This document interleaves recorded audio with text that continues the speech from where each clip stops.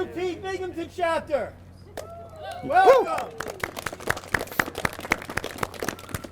And higher education advocates and supporters. Funding for public higher education in New York State has been flat for 15 years. That changes this year. We have been advocating with our legislators, Assemblywoman Donna Lupardo and Fred Eshkar, and all of this advocacy, member advocacy and activities is what makes a difference. So today we are sending out postcards and we're sending out letters to our legislators. If you have not done so, please do so because your message makes a difference. Statewide has been meeting with legislators as well, and today we have Harris Weiss here about to speak from Assemblywoman Lupardo's District 123 office. How's it going, everyone? So the Assemblywoman, she regretted she couldn't be here. She's obviously in Albany, but she wanted me to just say a couple remarks. As a former member of UUP, the Assemblywoman is a proud supporter of UUP's goals, especially in this budget. She has included many of UUP's key priorities this year in her budget requests to the Speaker and to the Assembly, and she will be working very hard with her colleagues to try to get a lot of these, hopefully all of these priorities included in the budget. And then one thing as an aside, as someone that works in one of these offices, the more advocacy and outreach you do to your members, the more success you have. As someone that reads the letters, that reads the emails, when hundreds of people are reaching out, that gets paid attention to. So, yeah. But thank you all for being here, and we're proud to support. Thank you, Harry. Excellent. And now it's my great honor to introduce UUP statewide President Fred Cowell. Thanks. Thanks, Brendan. Thank you all for coming out this morning. It's almost noon, but the timing couldn't be better, right? Sun's come out, it's a little warmer. But thank you very much. I always like to begin by thanking you, most importantly, for the work that you do as UUP members on behalf of our students and the communities where we live and work. I mean, everyone's saying this, right? The last 2 years have been brutally difficult for all of us in so many different ways. And I think it is clear that we need to be very proud of the fact that we have gotten through these last 2 years. We have been successful at continuing to educate New Yorkers and those from other areas of the nation and the world. And we've done so during a time when New York State has continued, as Brendan was saying, continued to underfund public higher education. 15 years. 15 years. If you went back to 2007, right before the start of the Great Recession, if you just took the budget for 2007 and kept that level of funding, adjusted for inflation, we would have $7 billion more in SUNY's budget. $7 billion. Imagine the full-time faculty that could be hired, the professional staff that could be hired, in admissions, in counseling, in the EOP program, all of these things that we do to make our students successful. And our students would be able to graduate on time and not be burdened with debt. So all of this is linked together, and here we are, free of Andrew Cuomo at long last. That's a good time to applaud, by the way. And as I like to say, he has left town, and we hope he's taken austerity budgeting with him, okay? And, you know, we have fought for all these years. I've been president now for about 8 years, and every year we've gone into the legislature, we advocated for more money, we advocated for specific programs like TAP, and then also for the opportunity programs for the SUNY hospitals, and we've done okay. But with the governor's announcement of her budget this year, we saw something pretty dramatic. First, no cuts, which was the first in 11 years. But second is she embraced an idea that we had been touting since the spring, which was on the TAP Act, don't wait for 2 years, because that was the plan of last year. Well, we'll phase it out. The governor proposed what we had been demanding. Get rid of it now. And so in this year, there's funding so that there is no TAP gap going forward, and that helps. But the second thing,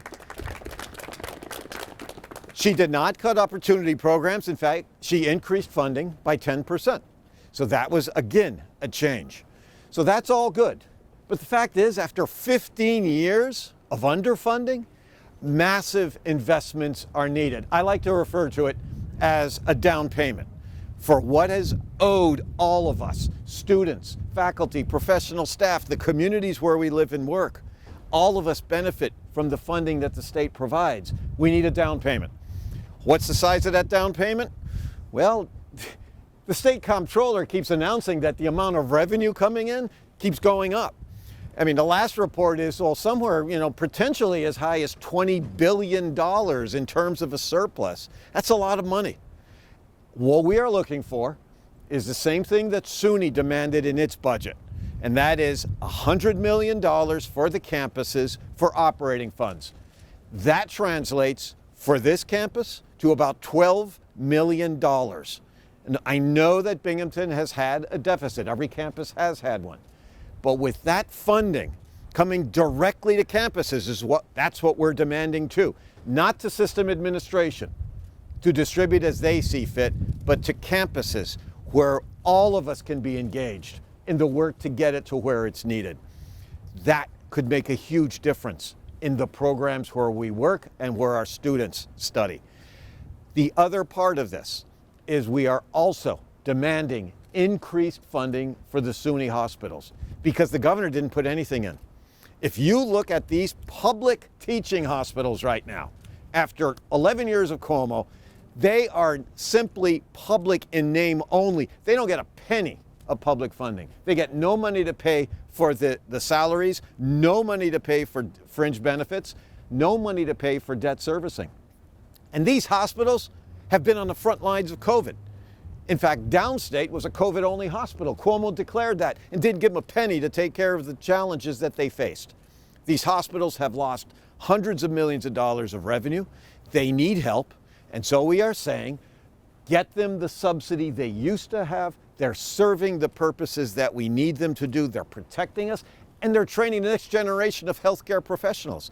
Everybody's talking about, well, we're short on nurses, we're short on doctors, all the technicians. Well, you have to fund medical education. And for that to happen, whether it's upstate in Syracuse, downstate in Brooklyn, or out on Long Island at Stony Brook, we need the funding to go there.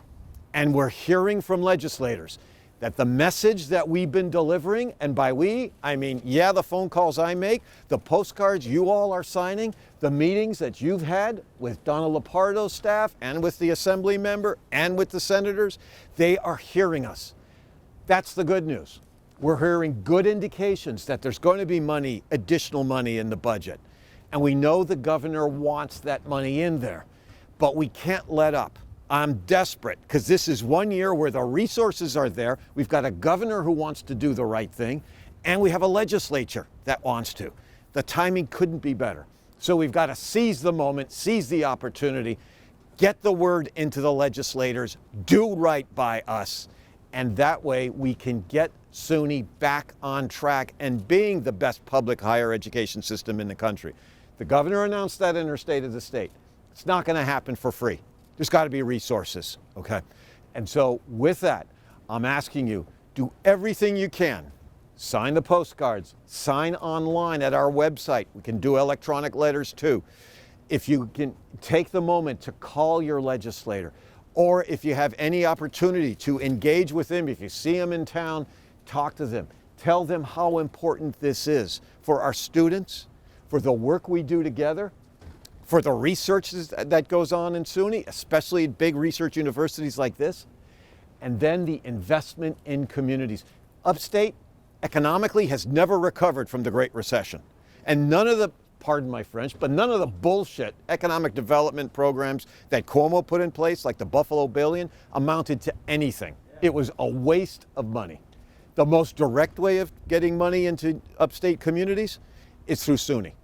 Every dollar of investment by the state in SUNY translates, multiplier effect, $8 in the state economy. Incredibly important impact. We need these resources. We need to turn the narrative around. The money is there. Let's invest it. Let's make SUNY strong again.